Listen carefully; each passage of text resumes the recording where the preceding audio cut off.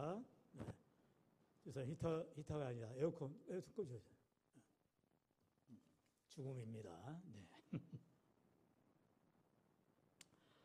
자, 오늘은 우리 대학 청년부의 헌신을 다짐하는 귀한 예배입니다. 특별히 대학 청년들에게 하나님께서 이렇게 아름답게 성장을 하고 멋지게 성장하는 우리 참 이렇게 우리 자매들만 있었으면 반토막인데 다행히 우리 김민희 형제가 와가지고 또 이렇게 형제가 한 명 참여해서 아주 감사합니다. 이렇게 귀하게 형제 자매들이 교회에서 나고 자라고 성장하여서 이제 어엿한 청년이 되어지고 방금 우리 서영이가 제가 참 이렇게 가슴 찡한 기도죠. 조국의 미래를 책임지겠다는 청년들이라는 소망을 가지고 기도하고 있습니다. 하나님께서 저들의 가슴 속에, 저들의 마음 속에 이 나라의 그러한 비전을 품고 또 하나님의 사명을 감당하는 일꾼들로 세워갈 줄로 믿습니다. 그렇다면 성장을 해야 돼요. 육체적인 성장뿐만 아니라 영적인 성장을 반드시 해야 됩니다. 그래서 예수님께서 보면 그가 키가 자라고 지혜가 자라며 하나님과 사람들에게 더욱 사랑스러워 가시더라 그랬습니다. 키만 자라는 게 아니라 방금 우리 주일학교 아이들이 이렇게 키가 쑥쑥 자라고 있죠. 키만 자라는 것이 아니라 지혜도 자란다는 것, 바로 영적인 성장을 말하지요. 그래서 우리가 영육의 성장을 통하여서 하나님 앞에 영광 돌리는 또 사람들에게 사랑스러워가는 우리 귀한 청년들이 되어야 하는 것입니다. 오늘 말씀의 제목처럼 영적 성장의 비결을 꼭 깨달아서 특별히 또 우리 믿음의 권속들의 가정마다 자녀손들에게 또한 하나님이 주시는 이 약속의 말씀을 통하여 자녀손들이 영적 성장으로 할 수 있는 그런 비결들을 꼭 깨달아 나가시기를 축원합니다. 여러분, 그렇다면 우리가 영적으로 성장하기 위해서 우리가 성경도 읽고 또 어떤 분은 성경을 필사하죠. 직접 이렇게 받아쓰기도 하시고 또 찬송도 부르시기도 하시고 이렇게 간절한 믿음의 생활을 합니다. 또 신앙에 도움이 되는 좋은 경건서적도 읽기도 합니다. 여러 방법들을 우리가 동원하고 애를 써보지만 우리가 항상 한계에 봉착할 때가 있어요. 무엇이냐면 내 노력 가지고는 안 된다는 거죠. 성령께서 도와주셔야 되고 하나님의 은혜가 임해야 되는 것입니다.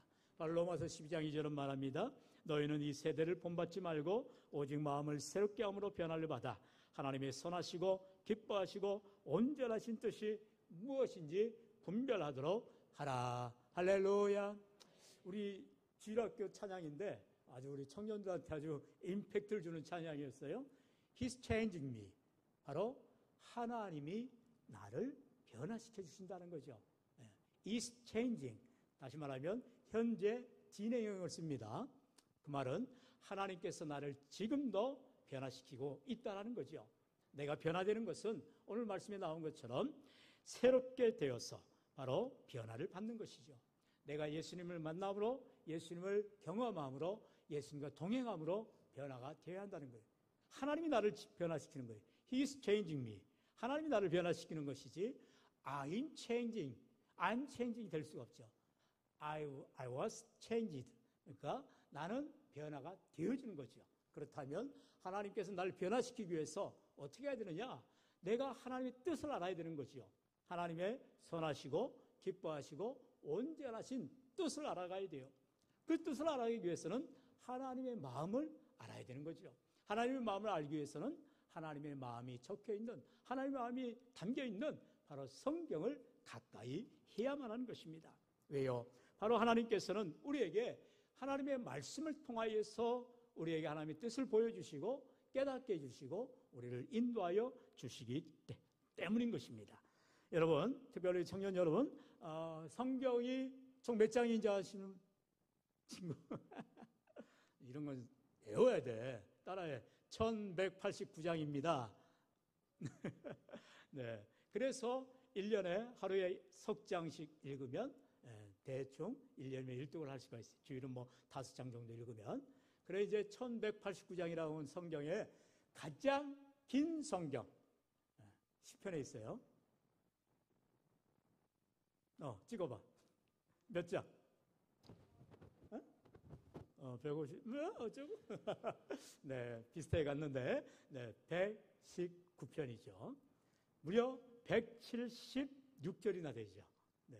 그런데 여기에서 목사님 말씀을 드리고 싶은 것은, 자, 성경이 하나님의 말씀인데 그 중에서 제일 긴 성경이 바로 시편 119편, 그리고 176절에 되는 이 말씀 중에 모든 내용이 무엇이냐? 바로 말씀을 강조하고 있다는 거예요. 아시겠어요? 하나님의 말씀이 아주 중요한데 그 중요한 하나님의 말씀을 계속 강조하기 위해서 제일 많은 말씀을 하신 게 시편의 119편이고, 그리고 176절에 되는 그 구절들 쭉 읽다 보면 다 하나님의 말씀에 중요하다는 것을 강조하고 있다는 거예요. 특별히 9절. 자, 우리 회장이 찾아서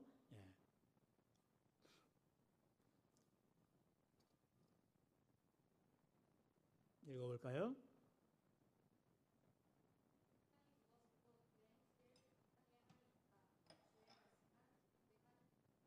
아멘. 제가 우리 청년들한테 늘 일종의 키워드죠. 청년이 무엇으로 그 행실을 깨끗게 하리까? 성경은 늘 질문과 정답을 말합니다. 답이 뭐라고요? 오직 주의 말씀만 지킬 따름이니이다. 하나님의 말씀밖에 없다라는 거예요. 주의 청년이 무엇으로 깨끗게 하리까? 하나님은 깨끗한 사람을 원해요. 정직한 사람을 원해요. 그리고 믿음의 사람을 원합니다. 하나님이 쓰신 모든 청년들은 다 깨끗한 사람이에요. 정직한 사람이에요. 믿음의 사람이에요. 그들은 다 하나님의 말씀을 따라간 믿음의 사람들이라는 것이죠. 오늘 이 시간 그렇다면 이렇게 영적 성장을 위한 그 놀라운 비결이라 해봐야 다른 게 아니에요. 바로 하나님의 말씀의 훈련을 통해서만 가능하다는 사실. 한번 따라할까요? 말씀 훈련을 통한 영적 성장. 말씀 훈련을 통하지 않고는 영적으로 성장할 수가 절대로 없다라는 것입니다. 영적인 성장은 바로 말씀의 훈련을 통해서만 가능하다는 거죠. 첫 번째로 말씀으로 훈련돼야 되는 것입니다. 무엇으로 훈련된다고요? 말씀으로 훈련돼야 된다 말하고 있어요. 오늘 본문 16절을 같이 한번 읽어볼까요? 시작. 모든 성경은 하나님의 감동으로 된 것으로 교훈과 책망과 바르게 함과 의로 교육하기에 유익하니. 아멘. 자, 우리가 성경이 뭐냐? 하나님의 감동으로 쓰여졌다 말하고 있죠. 모든 성경. 여러분, 성경 우리가 잘 알듯이 구약과 신약으로 구분되어 있죠. 늘 말씀드립니다. 구약은 오실 메시아. 구약 시대는 아직 예수님이 육신의 몸을 입고 나오지 않았죠. 그렇기 때문에 오실 메시아에 대한 예언의 말씀. 그리고 신약은 뭐예요? 오신 메시아. 그리고 다시 오실 메시아에 대한 말씀이라는 거죠. 메시아는 히브리어고 그 메시아를 헬라어로 번역하면 그리스도. 바로 기름 부음 받은 자. 기름 부음을 아무나 받는 게 아니었죠. 구약의 세 직종만 가능했다는 거죠. 직분. 바로 왕과 제사장과 그리고 선지자만 기름 부음을 받았어요. 예수님께서는 우리의 참된 왕이시고 또한 대선지자시요 대제사장이 되어주신다는 사실을 바로 이 메시아 그리스도를 통해서 보여주시는 거죠. 그것을 바로 성경이 말씀하고 있다는 거예요. 성경은 예수님에 대한 이야기죠. 그리고 예수님이 나의 구주가 되심을 고백하고 있는 것입니다. 그런데 이 성경은 바로 교훈과 책망과 바르게 함과 의로 교육하기에 유익하다라고 분명하게 목적을 말하고 있습니다. 우리 사랑하는 청년들이 영적 성장, 또 모든 신앙의 아름다운 균형을 이루기 위해서는 바로 하나님의 말씀을 가까이 하는 삶, 말씀을 의지하고 훈련받는 삶을 살아가야 되는 거예요.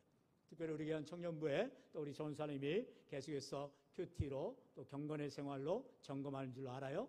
말씀을 가까이 하는 삶, 매일매일 길든 짧든 말씀을 늘 가까이 하는 삶을 살아가도록 훈련해야 되는 것입니다.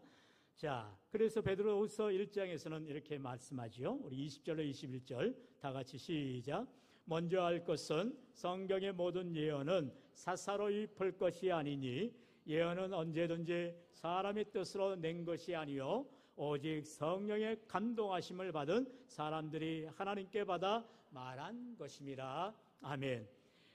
베드로후서 우리가 강의를 계속 5예배 하는데 지난 1장을 통하여서 말씀을 배울 때에 하나님의 말씀을 사사로이 풀어서는 안 된다.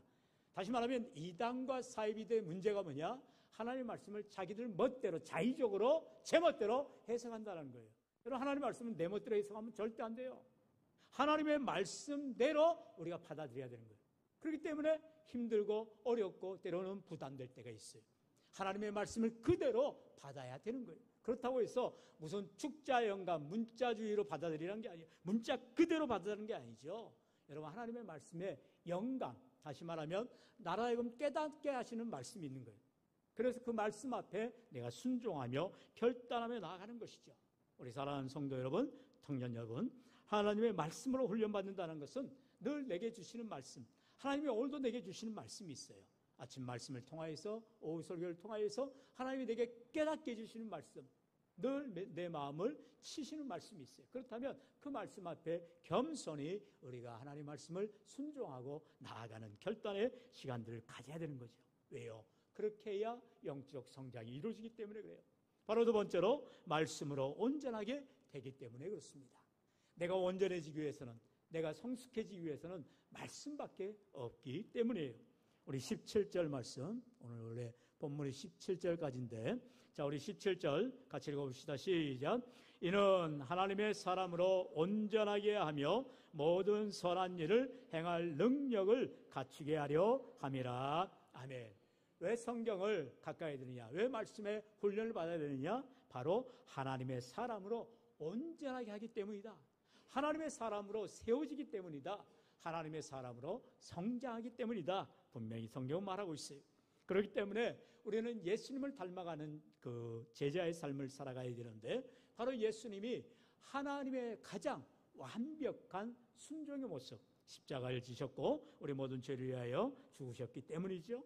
그 예수님이 우리 모두에게 분명히 말씀하지요. 우리 마태복음 11장 29절로 30절 다 같이 시작. 나는 마음이 온유하고 겸손하니 나의 멍에를 메고 내게 배우라. 그리하면 너희 마음이 쉼을 얻으리니 이는 내 멍에는 쉽고 내 짐은 가벼움이라 하시니라. 아멘. 수고하고 무거운 짐진 자들아 다 내게로 오라. 예수님께서 28절로 말씀하셔요. 그러면서 이제 수고하고 무거운 짐을 내려놓고 예수님에게 쉼을 얻으라는 거예요. 평안함을 얻으라는 거예요. 그리고 해야 할 일이 있죠. 바로 예수님의 멍에를 메고 주님을 따르는 삶을 살아가라는 거예요. 하나님께서 우리에게 예수님을 보여주시고 보내주신 이유는 바로 나의 구주이신 주님을 따라가는 삶, 예수님을 따르는 삶을 살게 하기 위하여 보내주신 것입니다. 오늘 우리에게 우리 예수님의 그 놀라우신 사랑, 예수님의 온유하심, 겸손하심, 주님의 놀라운 은혜를 우리가 덧입고 믿음으로 나아갈 때 우리 예수님의 제자들로 믿음으로 성장할 줄로 믿습니다. 사도 바울은 너희 안에 이 마음을 품으라.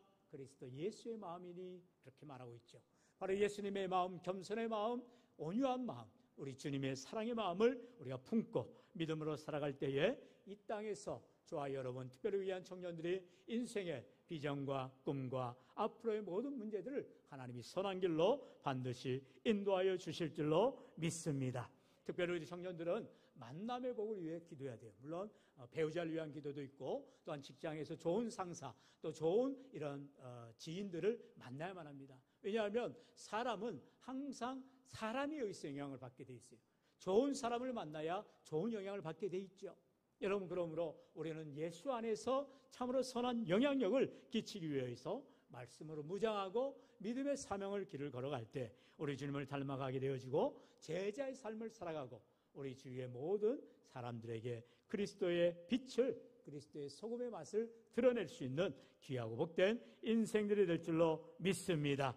이렇게 하여서 하나님은 우리 귀한 청년들로 하여금 이제 아름답게, 귀하게, 멋지게 자라날 뿐만 아니라 참으로 이 민족 가운데, 우리 교회 가운데에 귀한 일꾼들로 쓰임받아야 되는 거예요. 디모데후서 2장 21절에 보면 말하고 있죠. 우리 21절 다 같이 시작. 그러므로 누구든지 이런 것에서 자기를 깨끗하게 하면 귀히 쓰는 그릇이 되어 거룩하고 주인의 쓰심에 합당하며 모든 선한 일에 준비함이 되리라. 아멘. 귀히 쓰는 그릇이 된다는 거예요. 앞절에 보면은 바울이 그렇게 말하고 있죠. 집안에 금그릇, 은그릇, 질그릇, 여러 그릇이 있다라는 거예요. 그런데 여러분, 우리 모든 집들 뭐 다 그럴지는 모르겠지만 가장 좋은 그릇은 쉽게 내놓지 않아요. 평소에는 그냥 편하게 쓰는, 내 손에 익은 또 편하게 쓸 수 있는 그런 그릇들을 잘 사용합니다. 그런데 오히려 귀히 쓰는 그릇은 바로 그런 그릇이에요.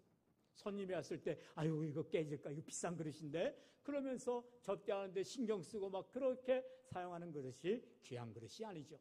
오히려 깨끗한 그릇, 쉽게 사용하지만 편한 그릇, 바로 성경에서 말하고 있는 자기를 깨끗하게 하여 하나님이 언제라도 편하게 쉽게 사용할 수 있는 귀한 그릇이 우리 모두가 되어야 한다는 것입니다. 우리 귀한 청년들이 바로 이러한 생각과 마음과 모든 삶의 가치관이 달라져서 하나님 앞에 변화되어지고 말씀으로 훈련되어지고 또한 온전하게 성장하여서 하나님이 쓰고자 하실 때 마음껏 쓰임받아져 하나님 앞에 귀하게 영광 돌리는 우리 귀한 믿음의 청년들 되시기를 주의 이름으로 간절히 축원합니다. 축원합니다.